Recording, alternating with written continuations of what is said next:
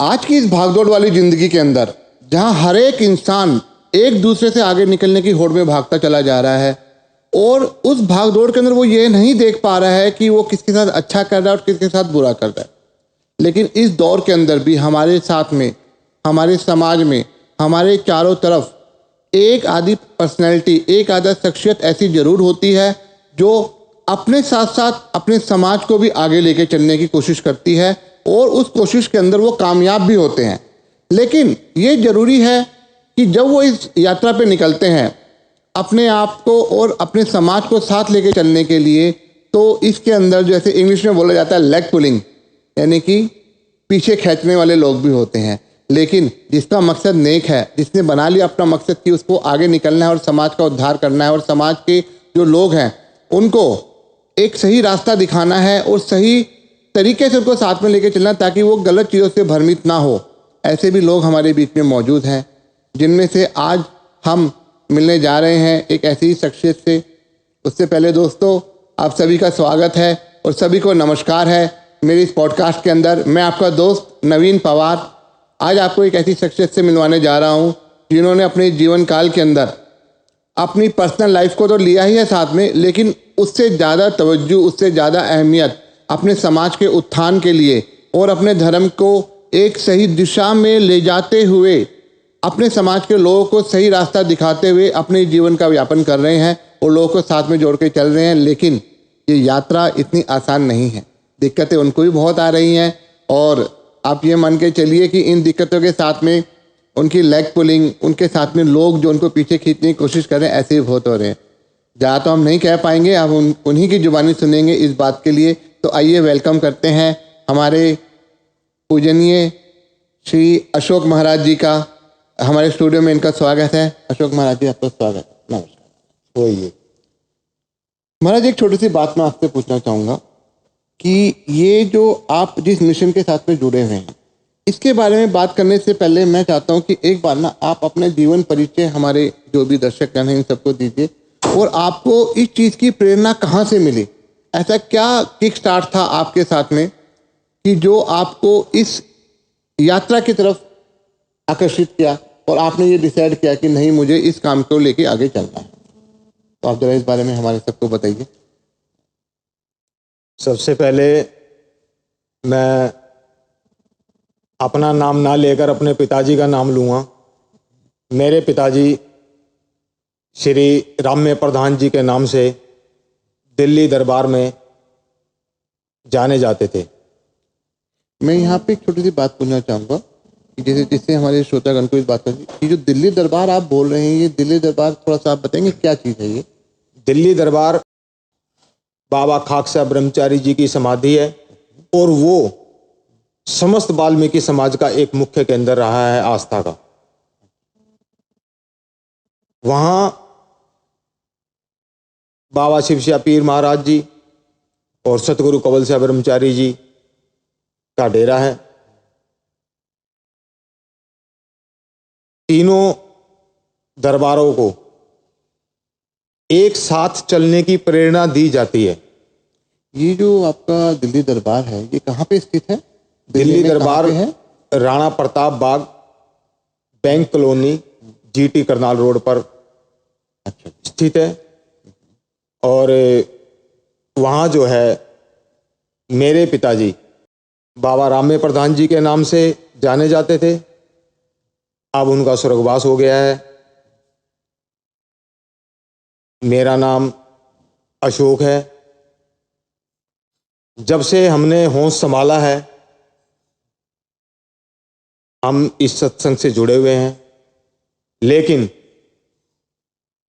हमने जो अपने पूर्वजों से सुना है वो ये सुना है कि एक हमारे दादाजी हुआ करते थे जिनका नाम था बाबा मोती। फिर उनके बाद बाबा लक्ष्मण हुए। फिर उनके बाद बाबा जवाहरा हुए। उनके बाद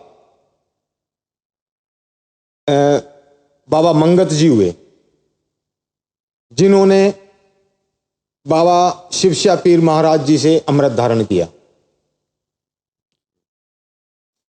जो अमृत धारण करना जो होता है ये क्या होता है, मतलब हाँ, क्या मतलब हम है? उसके ऊपर बाद में जाएंगे, लेकिन पहले मैं आपको ये बात बता दूं कि हमारा गांव बुपनिया है। ये बुपनिया कहाँ पड़ता है? ये पहले झज्जर डिस्ट्रिक्ट में आता था, अब रोहतक डिस्ट्रिक्ट में आता है। बहादुरगढ़ से 14 किलोमीटर की दूरी पे है, हरियाणा के अंदर। हरियाणा में। और वहाँ पर जो है बाबा खाकसा ब्रह्मचारी जी का थल्ला है।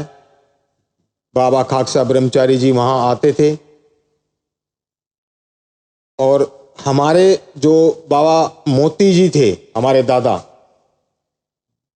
उनको बाबा खाकसा ब्रह्मचारी जी ने कहा था किसी समय में कि भाई हम आपको अमृत देना चाहते हैं, लेकिन बाबा मोती ने उनको अमृत लेने से मना कर दिया कि भाई पानी पिए छान के और गुरु करूंगा जान के। उन्होंने बाबा खाकसा ब्रह्मचारी जी को ऐसा कहा, लेकिन ऐसा निश्चित नहीं था। हमारे बुजुर्गों से हो सकता है कोई भूल हुई हो उस समय में। अगर बाबा खाकसा ब्रह्मचारी जी का अमृत धारण करते तो आज कुछ और दशा होती, लेकिन तीसरी चौथी पीढ़ी में आने के बाद बाबा मंगत ने बाबा शिवशाह जी से अमृत धारण किया, और बाबा शिवशाह पीर महाराज का अमृत लिया और हम लोग सत्संग में आए।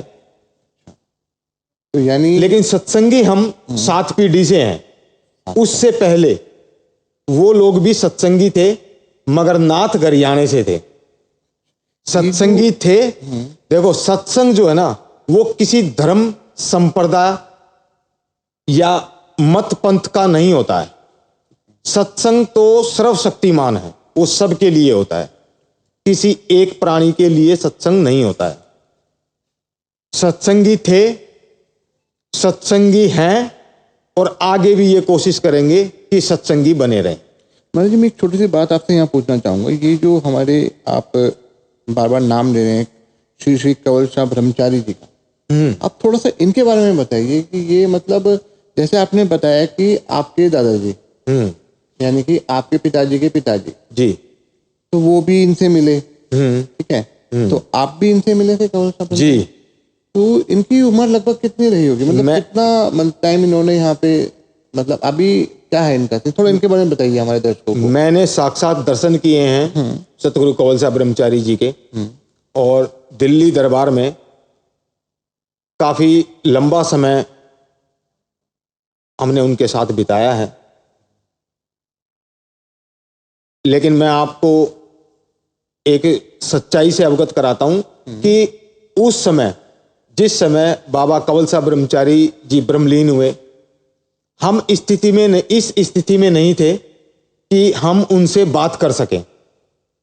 ये 97 की बात है, 1997 की, जब उन्होंने चोला छोड़ दिया था और वो ब्रह्मलीन हो गए थे। उस समय हमारी ये अवस्था नहीं थी कि हम उनके साथ में बैठ करके कोई चर्चा कर सकें। लेकिन जो बातें मैं आपको बोल रहा हूं, ये हमारे पूर्वजों ने हमें बताया। जैसे हमारे पिताजी, हमारे सरपंच जी हैं, हमारे ताऊ जी श्री किशोरी जी, और बाबा भूरे शाह जी, और बाबा टेकन शाह जी। अब देखो, विषय बहुत बड़ा है। अब मैंने उनको शाह लगा दिया। आज इस आपके चैनल के माध्यम से मैं लोगों को ये बताना चाहता हूं कि बाबा कंवल शाह ब्रह्मचारी जी, आपको जो इस चैनल पे जो हमारी बातें हो रही है, इसका मेन मकसद ही ये है कि हमारे जो दर्शक हैं उनको पता चले कि आप किस मिशन के साथ जुड़े हुए हैं, और जो ये आपका जो दरबार है, दिल्ली दरबार जो आपने बताया, ये कोई पर्टिकुलर जाति से रिलेटेड नहीं है, संपूर्ण समाज के लिए है, संपूर्ण समाज के लिए है। तो मैं यहाँ आप सबको बताना चाहूँगा कि ये किसी एक पर्टिकुलर इसको समाज से या संप्रदाय से ना जोड़िएगा, ये पूर्ण समाज मानवता के लिए है, मानवता के लिए। तो अभी जो आप बता रहे हैं, मेरा ना एक बहुत जिज्ञासा हो रही है अंदर से, और शायद हो सकता है मेरे जो ऑडियंस है उनकी भी इस बात हो रही, जो मैं ये जानना चाहूँ, जो आपने बता रहे कि 97 में श्री कवल शाह ब्रह्मचारी जी ने ब्रह्मलीन हुए, यानी कि वो इस धरती से उन्होंने प्रस्थान किया, समाधि ली एक तरीके से जो बोलते हैं, उनकी उम्र कितनी लगभग रही होगी? लगभग 72-75 के दरमियान। ठीक है, ओके, मतलब 72-75 साल की उम्र में। ठीक है। तो ये मतलब इनसे आपका साक्षात हुआ है? जी बिल्कुल। ठीक है। आप कुछ बता रहे थे आगे इसके बाद, जो शाह वर्ड जो बता शाह, ये सवाल मेरे में भी आता था, ये शाह वर्ड का मतलब क्या है? क्या मेरा ये मानना है, ये मेरा सवाल भी है, मैं बहुत लोगों से ये पूछ भी चुका हूं, लेकिन मुझे ना एक संतुष्टिजनक जवाब नहीं मिलता है कि मैं उनसे संतुष्ट हो जाऊं। जब समाज में कई बार हम जाते हैं तो वहां हमसे पूछा जाता है कि भाई राज और ताज कभी खाली नहीं होते, राज और ताज कभी खाली नहीं होते।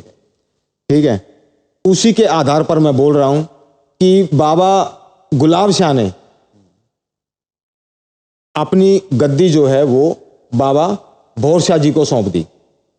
अच्छा। और बाबा भौर शाह जी ने अपनी गद्दी बाबा खाकशाह ब्रह्मचारी जी को सौंप दी। ठीक है। और बाबा खाकशाह ब्रह्मचारी जी ने अपनी गद्दी बाबा शिवशाह पीर महाराज जी को सौंप दी। और बाबा शिवशाह पीर महाराज जी अपनी गद्दी बाबा कवल शाह ब्रह्मचारी जी को सौंप गए। तो ये जो चीज है, ये है हमारी मर्यादा। अब लोग पूछते हैं मर्यादा क्या है? ये है वो मर्यादा। ये सवाल अभी आने वाला, जो आपने मर्यादा एकदम से बोला ना, ये मर्यादा क्या है? मतलब क्या मतलब? ये है वो मर्यादा जो सदियों से चली आ रही है, महर्षि वाल्मीकि स्वामी से चली आ रही है। इसमें जो बीच में संत हुए हैं, उनकी उम्र लाखों वर्ष हुई है, हजारों वर्ष हुई है। अच्छा। हाँ जी। और मेरे पास एक, हमारे यहाँ संत शास्त्रों के हिसाब से एक कहा जाता है सिजला। सिजला? सिजला, सिजलान या सिजला? सिजला, सिजला। हाँ जी। उस सिजले में 42 या 45 संत हैं टोटल।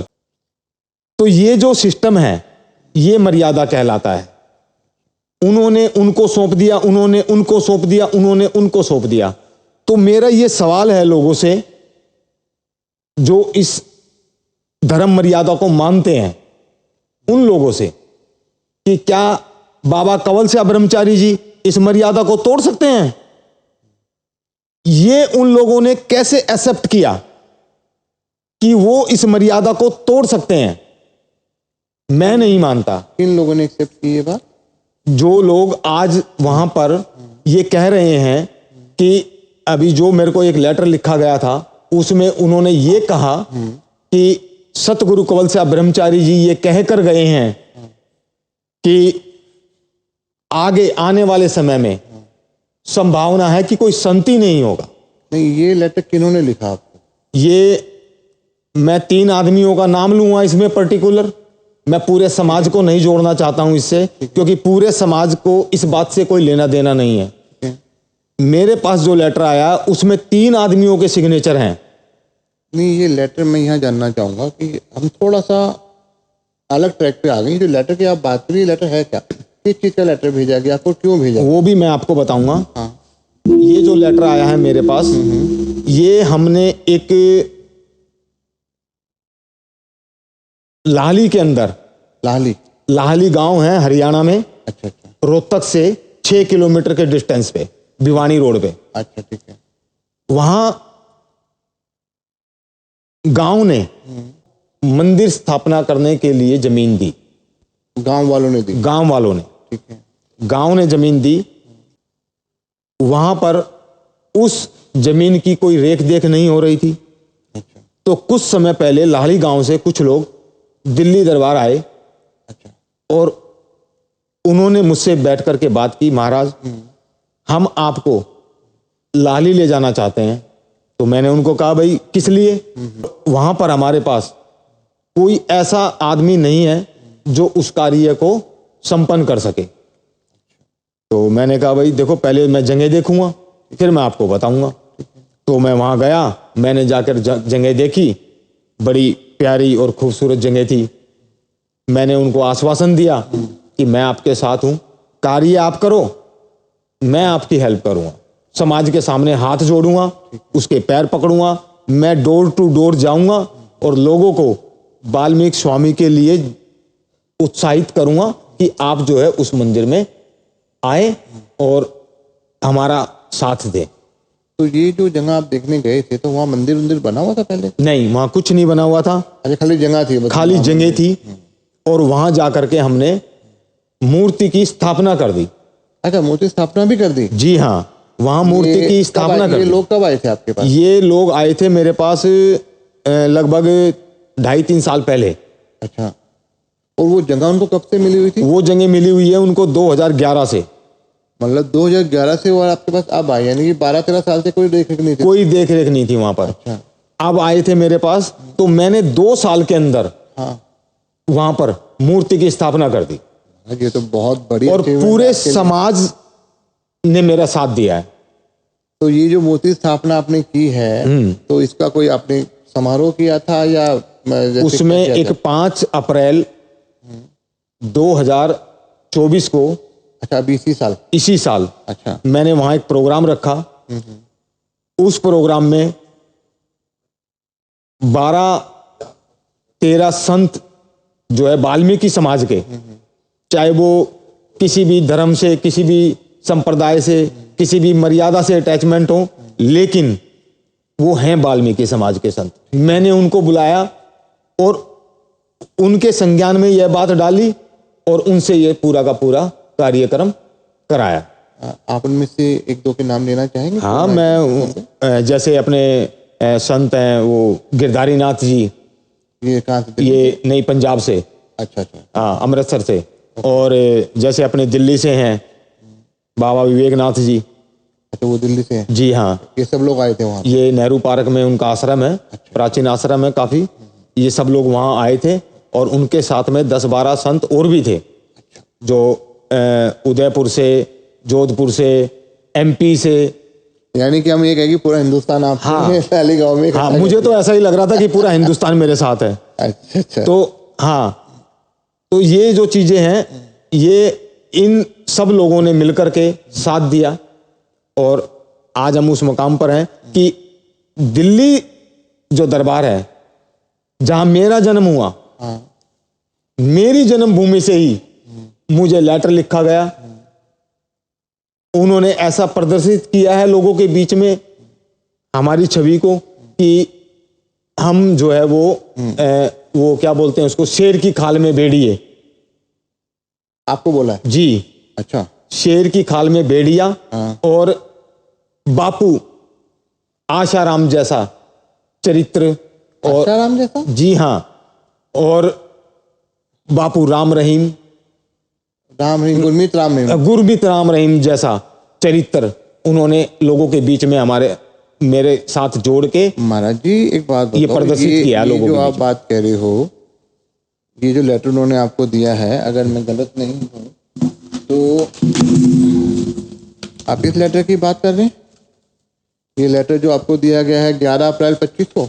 जी हाँ, ये लेटर, इस लेटर की आप बात कर रहे हैं? जी हाँ।